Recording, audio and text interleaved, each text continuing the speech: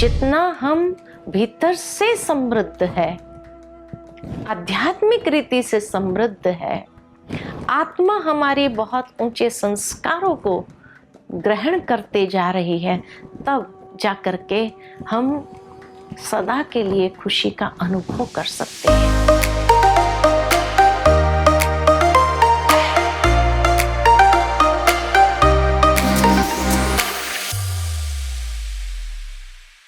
संयुक्त राष्ट्र संघ ने 20 मार्च को हैप्पीनेस डे के रूप में मनाने के लिए सारे विश्व भर के देशों से 2012 में ये रेजोल्यूशन पास किया।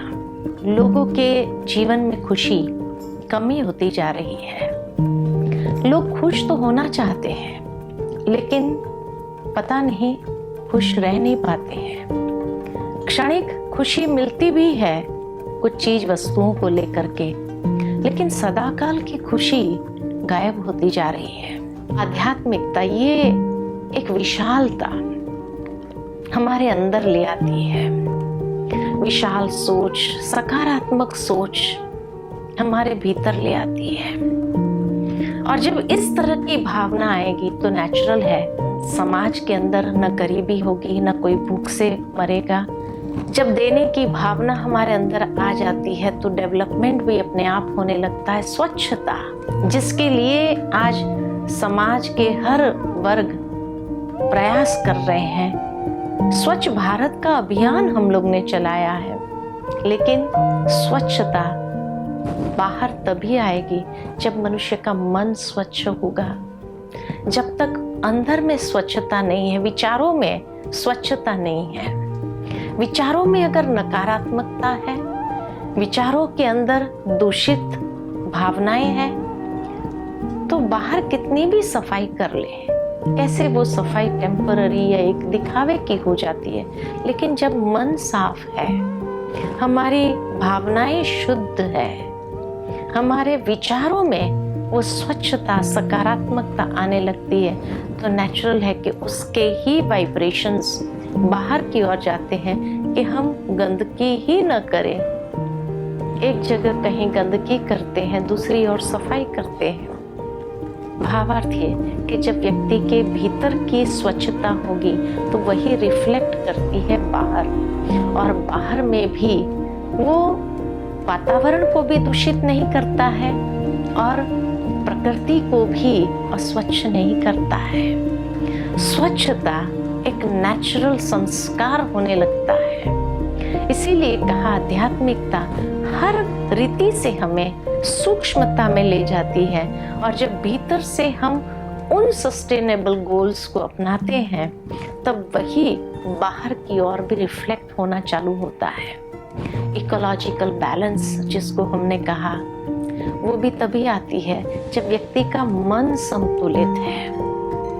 मन के अंदर असंतुलन है, नकारात्मकता है, अशुद्धि है, तो जरूर है बाहर में भी वो चीजें आएगी, और वही चीज व्यक्ति को अंदर से भी दुखी करती है, खुश रहने नहीं देती है। छोटे छोटे देश, जापान देश जैसे देश या डेनमार्क जैसे देश जो हमेशा नंबर 1 में रहे, वही बताता है कि उनके अंदर कहीं न कहीं वो समृद्धि है, इसलिए वो खुश है। उनका हैप्पीनेस इंडेक्स बहुत ऊंचा जाता है।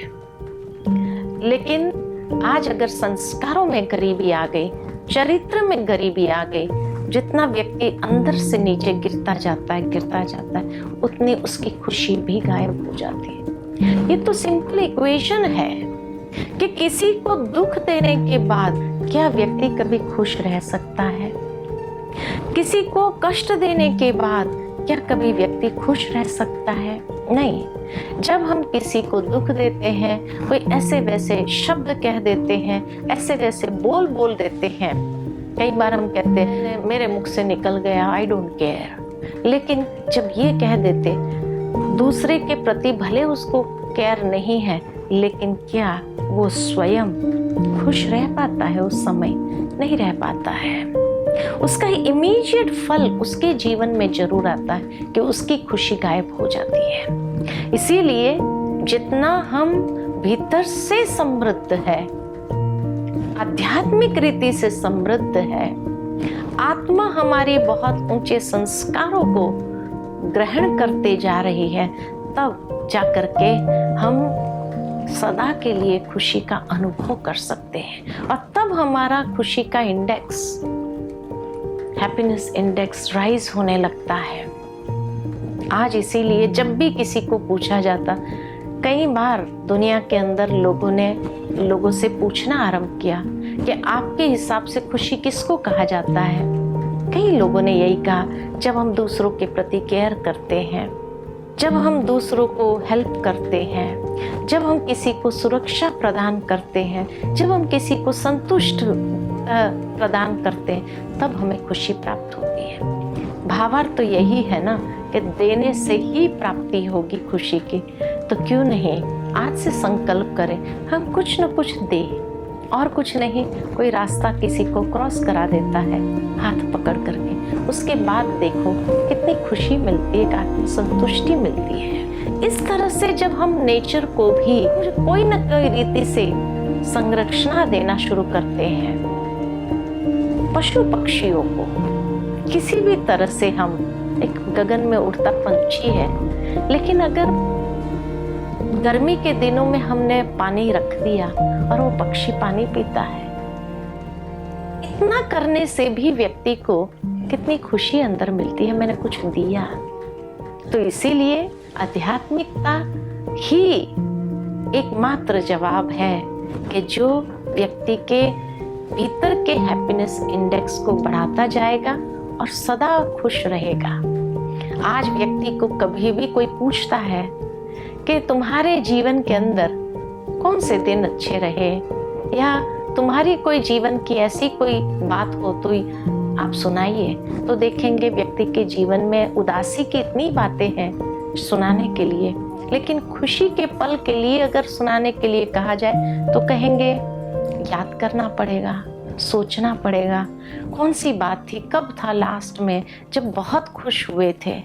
माना ऐसी खुशी गायब हो गई है हमारे जीवन से। और जबकि आत्मा के लिए कहा जाता है कि आत्मा का ओरिजिनल नेचर सत चित आनंद स्वरूप है, सत्य स्वरूप आत्मा का, उसकी चैतन्यता की अभिव्यक्ति आनंद से होती है।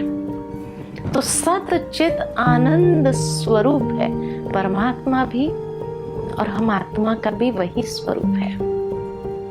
लेकिन शायद हम उस स्वरूप से कितना दूर हो गए हैं। आवश्यकता है कि हम वापस अपनी उस वास्तविकता की ओर जाएं, उसमें अपने कॉन्शियसनेस को स्टेबलाइज करें, और जब उसमें स्टेबलाइज करेंगे और उस स्वरूप में नेचुरल रहना शुरू करेंगे, तो हमें बाहर से खुशी प्राप्त करने की आवश्यकता नहीं, लेकिन तब हम भीतर से सबको देना शुरू करेंगे, और जितना देते जाएंगे, बांटते जाएंगे, बढ़ता जाएगा। कहा भी जाता है खुशी बांटने से बढ़ती है, प्यार बांटने से बढ़ता है, ज्ञान बांटने से बढ़ता है। बांटते जाओ और बढ़ाते जाओ, यही एक सिंपल सीक्रेट है जीवन को सदा खुशी में रखने के लिए। तो इसीलिए इस सिंपल फिलॉसफी को जीवन में अप्लाई करते हुए हम देखो दिन भर में कितनी खुशी बटोर सकते हैं, कितनी खुशी अनेकों को दे भी सकते हैं, और जीवन को सदा खुशी से भरपूर जी सकते हैं।